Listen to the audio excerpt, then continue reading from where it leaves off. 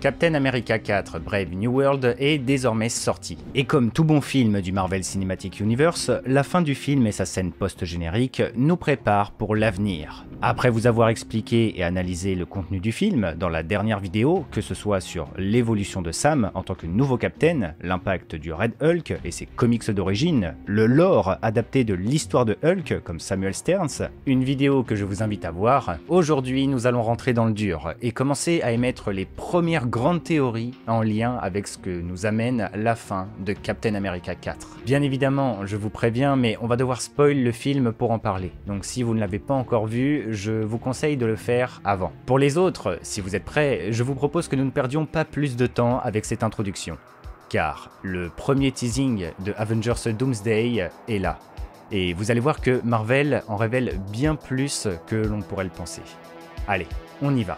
Après les événements d'Avengers Endgame et de Falcon et le Soldat de l'Hiver, Brave New World nous montre l'émergence définitive de Sam Wilson en tant que nouveau Captain America. Un film qui, pour exposer le nouveau rôle de Sam aux yeux du monde, va mettre en situation notre héros dans une aventure politique qui poursuit les événements de l'incroyable Hulk de 2008. Un choix qui peut sembler assez surprenant, mais qui prend son sens quand on y regarde de plus près, puisque pour confronter Sam sur l'importance et la fonction de Captain America, nous allons avoir le grand retour de Thaddeus Ross en tant que nouveau président des États-Unis. Un personnage récurrent de l'univers Marvel qui incarne une figure emblématique du gouvernement américain et de ses armées. Un personnage qui permet de proposer un lien symbolique entre Sam et son ancien mentor Steve Rogers, qui lui-même, dans Civil War, se retrouvait dans une profonde discorde avec Ross au sujet des accords de Sokovie. Cependant, bien que perçu à plusieurs moments comme un antagoniste, à juste titre, à cause de ses méthodes et de sa vision, Thaddeus est en réalité caractérisé par sa motivation profonde de protéger les États-Unis et ses habitants. Une aspiration qui, tout comme dans l'histoire des comics, oblige notre héros à considérer la position de Ross.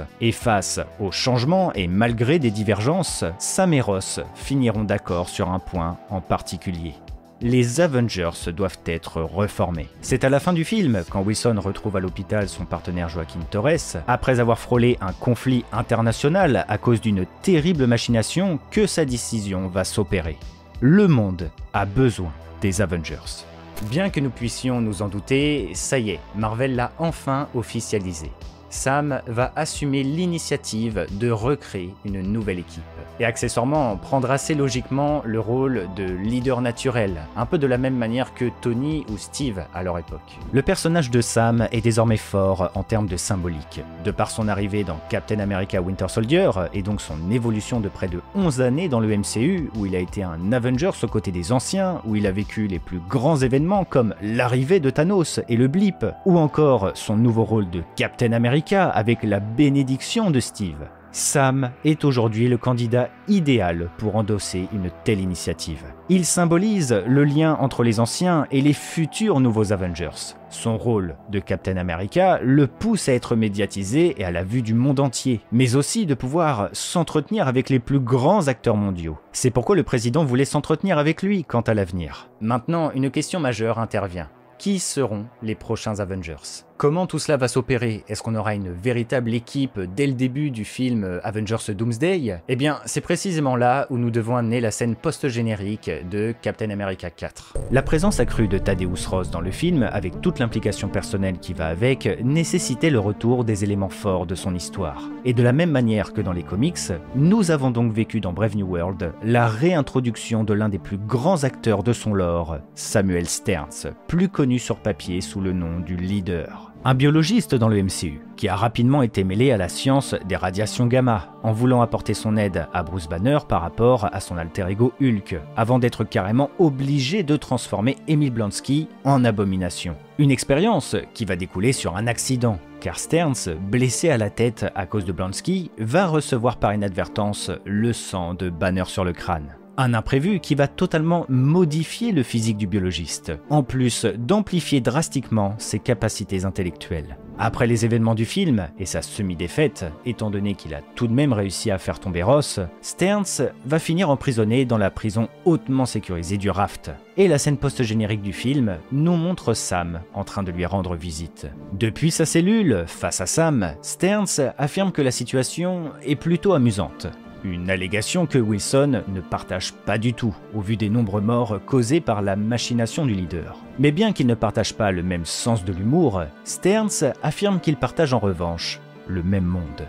Un monde que Sam est prêt à protéger coûte que coûte, au péril de sa vie. Ils arrivent. Samuel l'a vu dans ses probabilités. Les héros comme Wilson protègent le monde. Mais ils sont loin d'être les seuls. Sam pense peut-être qu'il n'existe qu'un seul monde, mais que se passera-t-il quand lui et les autres héros devront protéger le leur des autres ? Vous l'avez tous compris, cette scène post-générique est clairement là pour enfin annoncer dans la continuité Avengers Doomsday. Un film majeur de l'univers Marvel, destiné à débuter la conclusion de la saga du multivers et qui va nous présenter l'iconique Doctor Doom qui a été officialisé l'été dernier avec pour acteur notre célèbre Robert Downey Jr., l'ancien interprète de Tony Stark. What can I tell you? I like playing complicated characters. Alors on peut penser ce que l'on veut de cette scène post-générique, mais je trouve que c'est important de marquer que c'est là le premier véritable teasing du prochain événement à grande ampleur du Marvel Cinematic Universe. Et c'est pourquoi nous devons nous attarder sur ce que raconte Samuel Stearns, car ce sont ici les premières véritables informations officielles que nous avons sur le film. Étant donné la super-intelligence de Stearns à cause des radiations gamma et le fait qu'il agit dans l'ombre depuis près de 16 ans avec des yeux partout, ce n'est pas surprenant que ce dernier ait saisi l'existence du multivers. Nombreux sont les personnages dans le MCU à l'avoir théorisé, voire même découvert. Et surtout, cela commence à faire quelque temps que des événements énormes et surnaturels surviennent, comme les déchirures de la réalité dans No Way Home, les personnages alternatifs ou la disparition de Monica Rambeau dans The Marvels. Cependant, l'élément véritablement intéressant, c'est que Stearns a découvert quelque chose de bien plus profond en lien avec le multivers. En évoquant le fait que d'autres super-héros existent dans d'autres mondes et que tout comme Sam, eux aussi veulent défendre leur monde à tout prix quand ils viendront, eh bien Samuel vient de nous confirmer qu'Avengers Doomsday va venir nous mettre en place à grande échelle le phénomène d'incursion. Bon, je vais essayer d'être bref car les incursions on en a parlé en long, en large et en travers ces dernières années, mais c'est globalement une contraction du multivers qui pousse deux univers, deux mondes alternatifs à rentrer physiquement en collision et provoquant donc la destruction des univers impliqués. Dans le MCU, les incursions ont été introduites dans Doctor Strange in the Multiverse of Madness et vulgarisées par le Reed Richards de l'univers 838. An incursion occurs when the boundary between two universes erodes and they collide, destroying one or both entirely. Si on prend le monde des comics, les incursions ont vu le jour dans l'arc Time Runs Out, un événement profondément important de l'histoire d'origine où nos héros vont vivre l'expérience tragique de confronter des mondes alternatifs qui menacent de s'entrechoquer avec le leur. Et comme vous vous en doutez, ce sont des mondes qui possèdent eux aussi leurs propres super-héros, qui souhaitent, tout comme les Avengers, sauver à tout prix leur monde et ses habitants. Mais si Time Runs Out est particulièrement important, c'est parce que c'est une histoire tragique qui a pour objectif d'établir l'effondrement et la destruction du multivers pour préparer la conclusion ultime de l'arc, Secret Wars, où Doctor Doom va rassembler les derniers morceaux du multivers et en faire son royaume.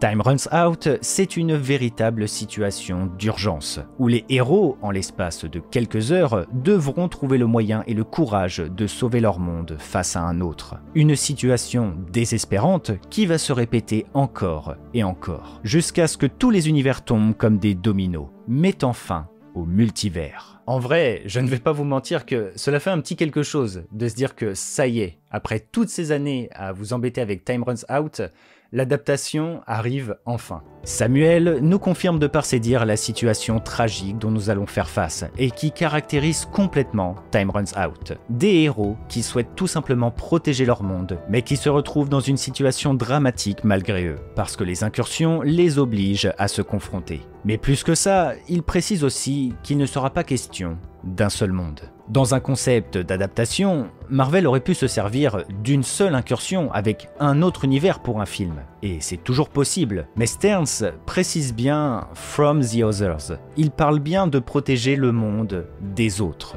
C'est en tout cas personnellement comme ça que je le comprends. Cela précise bien que, tout comme dans Time Runs Out, nous allons faire face à de multiples incursions. Et en vrai, il faudra voir comment ils vont répartir tout ça entre Avengers Doomsday et Secret Wars, car je me dis que Doomsday pourrait potentiellement aussi nous proposer plusieurs incursions. Et si c'est le cas, je me demande même si dans le cadre d'une adaptation, plusieurs incursions ne pourraient pas se dérouler en même temps pour rentrer dans un film de 2-3 heures. Une se déclare, puis petit à petit un autre univers se retrouve impliqué, etc. etc. On reprend un peu l'essence de Time Runs Out. Tout ça pour aller jusqu'à l'apocalypse totale, ou devrais-je dire plutôt le terme anglais Doomsday. Mais voilà, comme je le disais, cela pourrait être plus installé dans Secret Wars. On n'oublie pas que tout sera réparti sur ces deux films, et que Secret Wars est censé aller plus loin que Doomsday. Dans tous les cas, cette révélation permet une déduction intéressante. C'est que ça y est, tout va finir par enfin se connecter. La fin de la saga du multivers se profile. Il va donc falloir que Doomsday et Secret Wars reprennent tous les éléments importants qui nous ont été introduits depuis la phase 4. Et les incursions vont permettre en partie tout ça. Qui dit plusieurs mondes différents et plusieurs incursions, dit forcément la réutilisation de plusieurs univers qui nous ont déjà été présentés. L'univers 838 est le premier de cette liste. Un monde très avancé, dévoilé dans Doctor Strange 2 et qui nous introduisait notamment les Illuminati, les plus grands héros de ce monde. Clea, introduite à la fin du film, est apparue devant Strange pour lui dire que ce dernier avait causé une incursion et qu'il devait maintenant la réparer. Doomsday pourrait donc largement signer le retour de cet univers sur nos écrans. Au vu du contenu du film Multiverse of Madness d'ailleurs, si Doctor Strange a bel et bien causé une incursion entre son univers et un autre, c'est sans aucun doute avec celui-ci. Scénaristiquement, l'univers du Sinister Strange a déjà été annihilé par une incursion. Et 838 est un univers qui a été volontairement développé et utilisé pour jouer un rôle principal dans le film. Et sans le vouloir, c'est même dans ce monde que Steven a laissé le plus de traces, puisqu'en atterrissant là-bas lors de sa fuite avec America Chavez, Wanda, dans sa quête d'acquérir les pouvoirs de la jeune fille, a effectué un rêve passerelle, un sort corrosif pour l'âme et la réalité, avant de carrément massacrer les plus grands héros de ce monde. The larger the footprint you leave behind, the greater the risk of an incursion. 838, en pleine incursion avec 616, permettrait d'impliquer de nouveau Strange personnellement dans l'histoire. Lui qui est destiné, comme teasé à la fin du film, à découvrir ce qui pourrait résoudre les incursions. Et étant donné la mort des Illuminati, ce serait l'occasion de nous montrer une forme de vengeance par rapport aux événements passés, puisque le Mordo alternatif a survécu. Ainsi, bien évidemment, que de nous présenter d'autres héros de ce monde qui l'accompagneraient. L'univers suivant dans la liste, c'est celui qui nous a été présenté dans The Marvels. À cause des multiples points de saut créés par Darben et l'utilisation excessive des bracelets quantiques, le tissu de la réalité a commencé à s'affiner et même s'effriter, au point de créer un trou dans l'espace-temps, reliant l'univers 616 à une autre réalité. Pour réparer cette déchirure, Monica Rambeau s'est retrouvée dans l'obligation de rester dans l'autre monde pour colmater la faille. L'implication de cet autre univers devra trouver réponse dans la conclusion de la saga du multivers. Monica va bien devoir finir par retourner en 616, mais surtout, ce qui peut être très intéressant avec le cas de cette dernière, c'est qu'à la manière de la tragédie omniprésente dans l'arc Time Runs Out, Monica pourrait possiblement se retrouver déchirée entre les deux mondes. Ce que je veux dire par là, c'est que Monica va nécessairement développer une nouvelle histoire dans cette réalité. La présence de Maria Rambeau, en tant que Captain Marvel, sous les traits de Binary, sous-entend logiquement qu'elle pourrait s'attacher à elle, puisqu'elle incarne une variante de sa propre mère. Ensuite, nous avons bien évidemment l'univers 10005, l'univers de nos chers Deadpool et Wolverine, qui, nous le savons, sont censés apparaître dans les prochains longs métrages Avengers. Ils sont désormais installés dans leur monde, leur film a été un carton, et Kevin Feige lui-même affirmait vouloir les utiliser au maximum avant la conclusion. Leur présence dans Secret Wars est assurée, mais avec Avengers Doomsday et les incursions, les choses pourraient bien s'accélérer. Enfin, il reste un univers qui ne nous a pas encore été présenté actuellement, mais qu'il sera en juillet. C'est celui des 4 Fantastiques. Des héros majeurs de l'univers Marvel vivant dans un monde rétro-futuriste à leur image. Ils sont bien évidemment confirmés pour apparaître dans Doomsday et Secret Wars, et naturellement, ils sont même destinés à jouer un grand rôle. À voir si leur univers vivra une véritable incursion, si Galactus aura un impact dans tout ça, mais dans tous les cas, Reed Richards, le leader des 4 Fantastiques, c'est le scientifique expert du multivers dans les comics. et il y a de grandes chances qu'ils suivent cette route pour le MCU. C'est un sujet que nous allons d'ailleurs traiter dans la prochaine vidéo. À la manière de Time Runs Out et Secret Wars, les incursions vont permettre la réunification de tous les personnages importants de la saga du multivers. Cependant, cela ne devrait pas s'arrêter là. Bien entendu, le cadre d'un nouveau film Avengers à grande échelle impliquera également la venue de tout nouveaux personnages pour le récit. Et celui qui représente le mieux ce que je viens de vous dire, c'est Doctor Doom, le nouveau grand vilain partageant le même visage que Tony Stark, et que Doomsday, comme son nom l'indique, va mettre au premier plan. La tendance actuelle soupçonne que cet ennemi légendaire viendrait de l'univers des 4 Fantastiques, étant donné la longue rivalité qu'il possède avec Reed Richards dans les comics et le fait qu'il soit leur ennemi principal. C'est assez logique de le penser. Et c'est une idée que nous avons beaucoup développée depuis son officialisation. Néanmoins, plusieurs possibilités existent.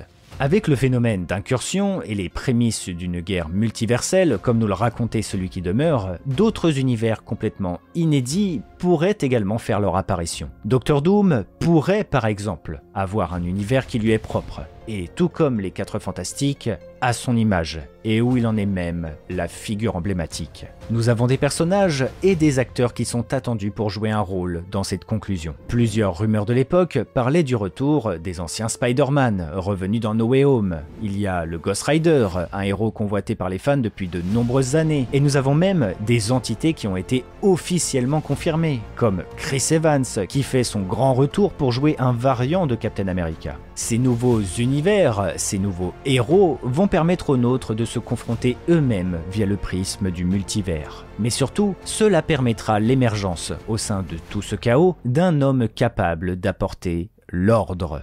Doctor Doom.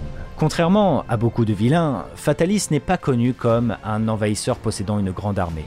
Bien au contraire. Il n'est pas réputé pour s'allier à grand monde. Cependant, c'est un leader charismatique qui déforme la vision de l'héroïsme et qui est capable de prendre des choix difficiles. On dévie un peu du sujet de base, mais je vous parlais il y a quelque temps de l'idée que des héros pourraient agir sous la direction de Doctor Doom. Face aux enjeux à venir, face à la solution qu'il pourrait apporter, c'est comme ça qu'il pourrait nous proposer son armée, entre de gros guillemets, une représentation d'une certaine manière des barons, des personnages importants qui agissaient sous ses ordres dans Secret Wars quand il a pris les pleins pouvoirs. Nous pourrions avoir dans le MCU de nouveaux héros maléfiques sous sa tutelle, mais aussi d'autres univers, et même pourquoi pas, de 616 à terme. De quoi créer l'équivalent d'un Civil War. Mais nous partons un peu loin. Je vous invite à voir cette vidéo qui développe bien plus toutes ces idées et ces aspects. Pour conclure, avec tous ces éléments, revenons sur la question de départ. Comment la nouvelle équipe Avengers va voir le jour? Y en aura-t-il une dès l'ouverture de Avengers Doomsday?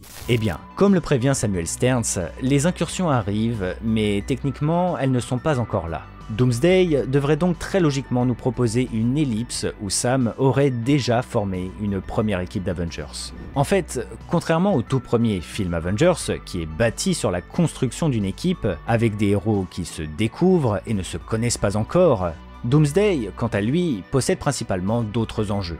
Il y aura beaucoup d'éléments à traiter, beaucoup de personnages, et en réalité, avec le développement de la saga du multivers qui dure depuis maintenant plus de 4 ans et qui est une continuité de la saga de l'infini, la plupart des grands personnages se connaissent déjà. Et les nouveaux, censés jouer un rôle potentiellement important, ont déjà eu le temps de rencontrer les autres. Le but de cette scène post-générique, avec le leader, sert majoritairement à éveiller Sam sur les possibles dangers à venir. Lui qui était déjà enclin à former une nouvelle équipe Avengers, les dires de Sterns sont là pour le pousser à se préparer avant que ce chaos ne soit déjà là. Par rapport à tout ce que nous a installé la saga du multivers, je pense que le premier élément important à prendre en compte, c'est la scène post-générique de Shang-Chi. Une scène capitale car c'est la première à jouer sur l'idée de crossover, en plus de nous réinstaller plusieurs figures principales des héros actuels qui sont toujours en contact. Shang-Chi, ici présent, représente la nouvelle génération. Ce dernier a été approché par Wong à cause des 10 anneaux et comme les autres héros ont très bien su lui dire, bienvenue dans le cirque. La vie de Katie et Shang-Chi vont prendre désormais une trajectoire inédite et qui ne ressemble en rien à ce qu'ils ont vécu. À côté de ça, nous avons Carol Danvers, notre Captain Marvel, la figure représentant l'expertise de l'espace dans cette scène post-générique. Depuis Endgame, cette dernière s'est beaucoup rapprochée de la Terre, au point même de travailler à plein temps avec Nick Fury et le Sword. The Marvels a même débouché sur une nouvelle quête pour l'héroïne, qui va devoir trouver sa solution. Danvers doit retrouver Monica. Banner est ici pour représenter la Terre en elle-même. Ce dernier est toujours dans le circuit et Sam a déjà coopéré avec lui par le passé. Après, est-ce que Marvel utiliserait de nouveau pleinement l'un des premiers Avengers originaux qui a déjà eu sa place de marque dans les crédits d'Endgame alors qu'il y a plein d'autres personnages? Bon, je pense que la question mérite d'être posée. Et enfin, il ne faut pas oublier Wong. Et en réalité, ce dernier joue un rôle bien plus important qu'on pourrait le croire. Bien que Wong fût avant tout un personnage secondaire dans la saga de l'infini, la saga du multivers a quant à elle multiplié les apparitions du personnage.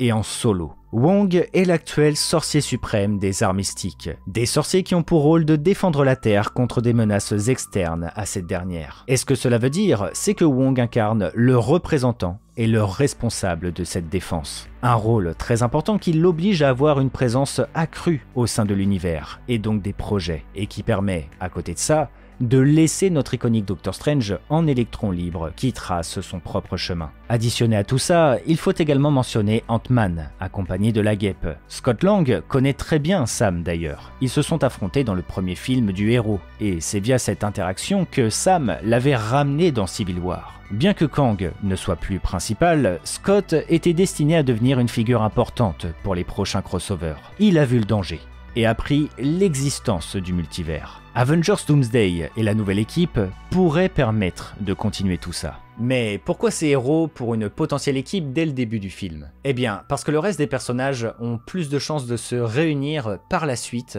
avec les Avengers par la force des choses. En fait, tout comme Doctor Strange, il y a beaucoup d'électrons libres dans le MCU. Shuri, par exemple, est retenu par son rôle au sein du Wakanda. Thor ou les Gardiens sont désormais complètement détachés et dans leur coin. Spider-Man, plus personne ne connaît son identité. Les Éternels jouent un tout autre rôle au sein de l'univers. Monica aurait le profil pour intégrer les Avengers dès le début, tout comme Spider-Man d'ailleurs, mais sa situation doit d'abord se résoudre. Et beaucoup d'autres sont désormais, ou sont même déjà dans un groupe. Les 4 Fantastiques par exemple, ou même les Thunderbolts. Ce que je veux dire, c'est que la plupart de ces personnages coopéreront à l'avenir, mais parce que les 2 prochains films Avengers vont le justifier. Et ce sera après ces événements que l'équipe pourra de nouveau évoluer.